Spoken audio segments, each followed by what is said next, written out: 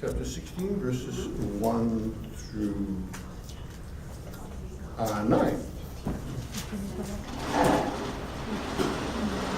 This may look familiar because it's exactly the same scripture we used last time, but a different message, of course. I haven't served you leftovers.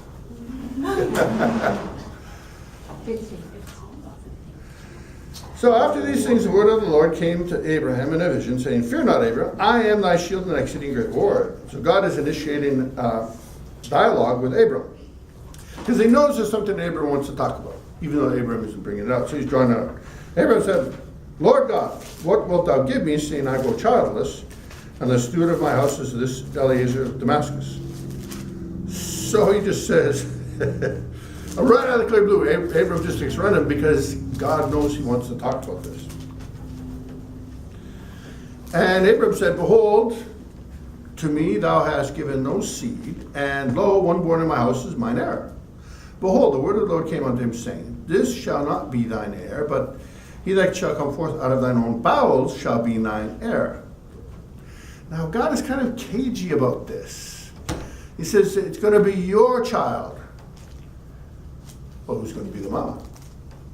He brought him forth abroad and said, "Look now toward heaven, and tell the stars, if thou be able to number them." And he said unto him, "So shall thy seed be." And he believed in the Lord, and he counted it to him for righteousness. So God said, yes, this is righteousness. But what did he believe?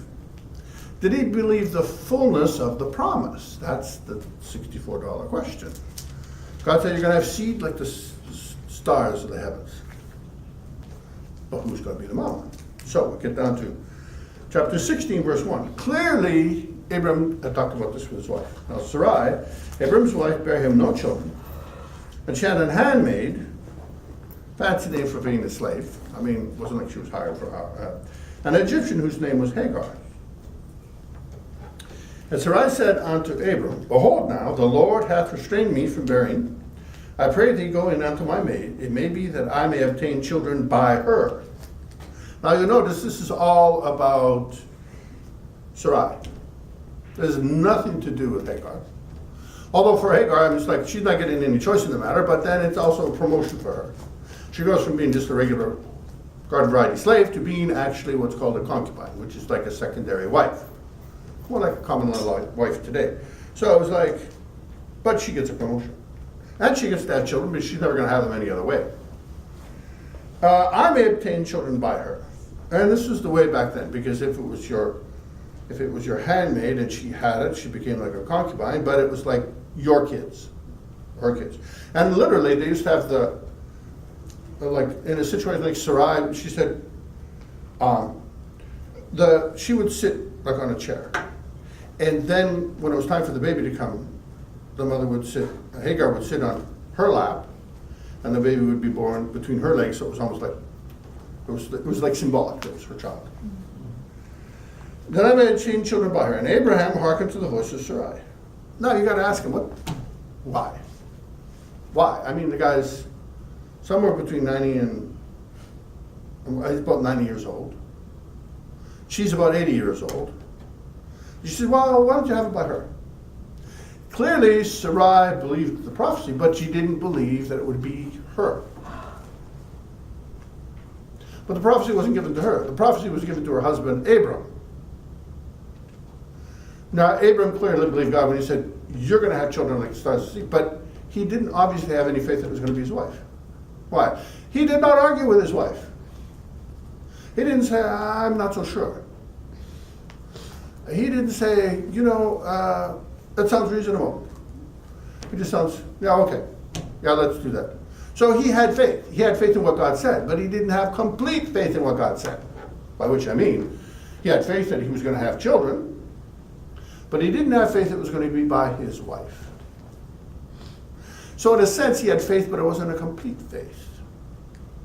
This caused a lot of trouble, because even today, the children of that Hagar are the Ishmaelites, which are basically all the Arabs running around the Middle East. And they hate the Jews to death, literally. To this day, thousands of years later, 3,000 to 4,000 years later, they still hate the Jews. So his incomplete faith is a problem to his descendants, even till this day. Why is this important? God can speak something to our hearts and we can have faith for it. But do we have complete faith in God? Do we believe God to the extent that we can understand it? Or do we believe God for the impossible? Because he's the God of the impossible. We know from the story that he did have a son by Hagar.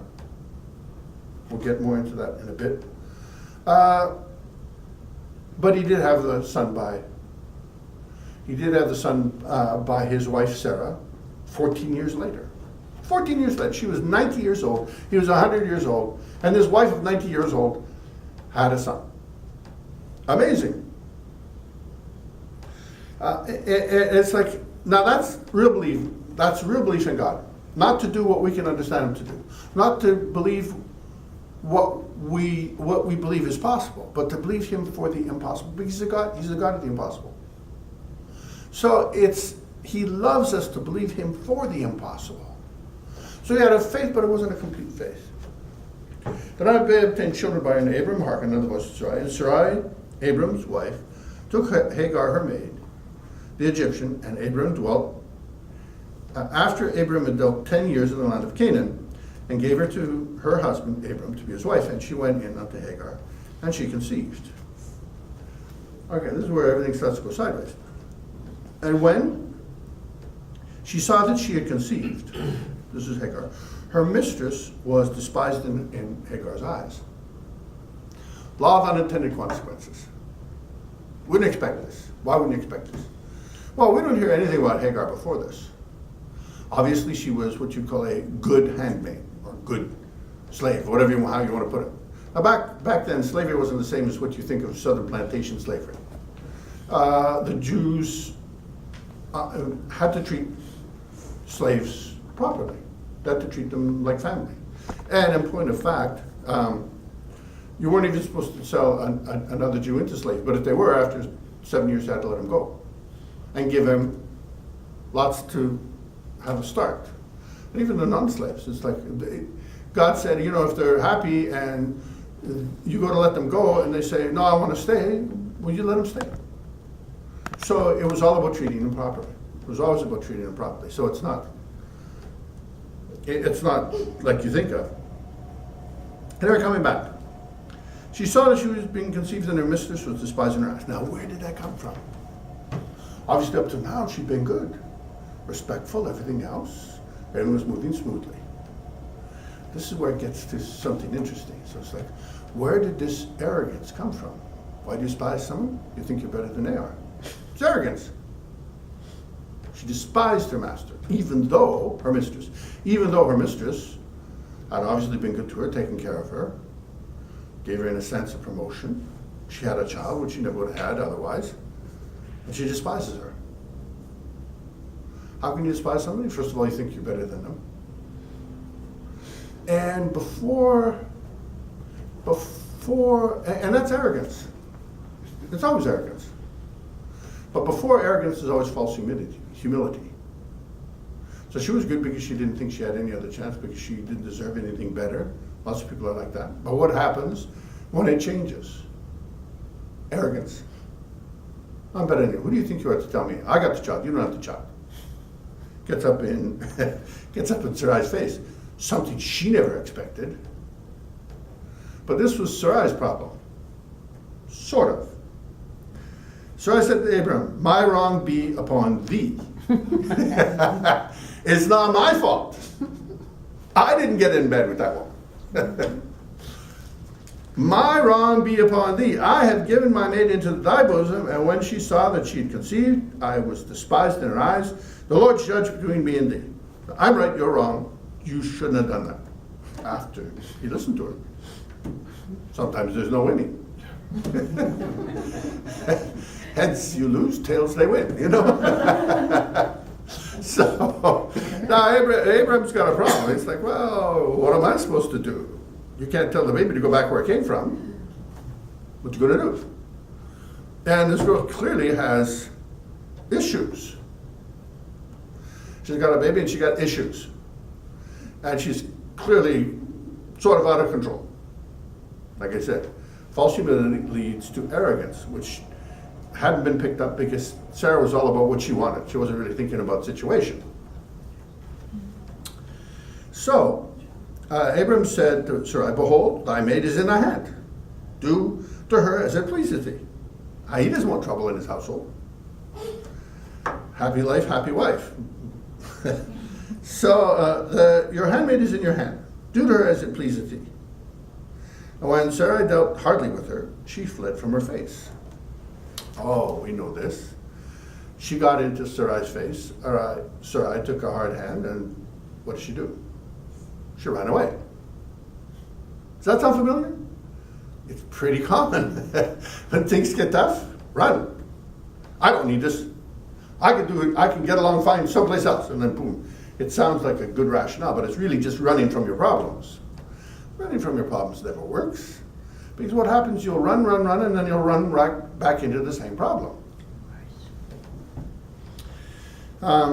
Your maid is in your hand. Do her as it pleases thee. Clearly, the child is young. He hasn't really developed a relationship with the child. And when Sarai dealt hardly with her, she fled from her face. Verse 7, and the angel of the Lord found her by a fountain of water in the wilderness, by the fountain in the way to Shur. And the angel of the Lord says to Hagar, Hagar, Sarah's maid, is reminded of her position. Hagar, Sarah's maid, whence comest thou? Where do you come from? And whither wilt thou go? Where are you going? This is a question that we always got to ask ourselves when we get ourselves into the glue, okay? Where did you come from? And where are you going? In other words, how did you get to where you are? And where do you expect to go from here? Two very important questions. We get into trouble, and the first thing that happens, the enemy wants you to start blaming somebody. They dealt too hardly with me. They were difficult. They didn't listen. They weren't right. They blah, blah, blah. It's like you want to dump it on everybody but yourself. But you got a problem because you got a problem. It's not everybody else. You got a problem because it's your problem. You own it, if you like it or not. Trying to give it away isn't going to change it. So I said, where did you come from? How did you get to this situation? How did you come to have the problem that you've got now? Trace it back to where things were good, and how did that change? Chances are you'll find that you were responsible for it. And then the next question after that is, how do you make it right? You're going to have to face it sooner or later. You can run and it won't help you. You can ask my wife. She ran literally across the continent. She had no place else to go. Then she had to deal with this stuff. So, in the same way, everybody has to deal with their stuff. Where did you come from, and where are you going? And she said, I flee from the face of my mistress Sarai. That is the response, but that is not the problem. That's not the cause, it's just the effect. I ran away. And the angel of the Lord said unto her, see, like God really knows how to cut to the chase. Where are you coming from? Where are you going?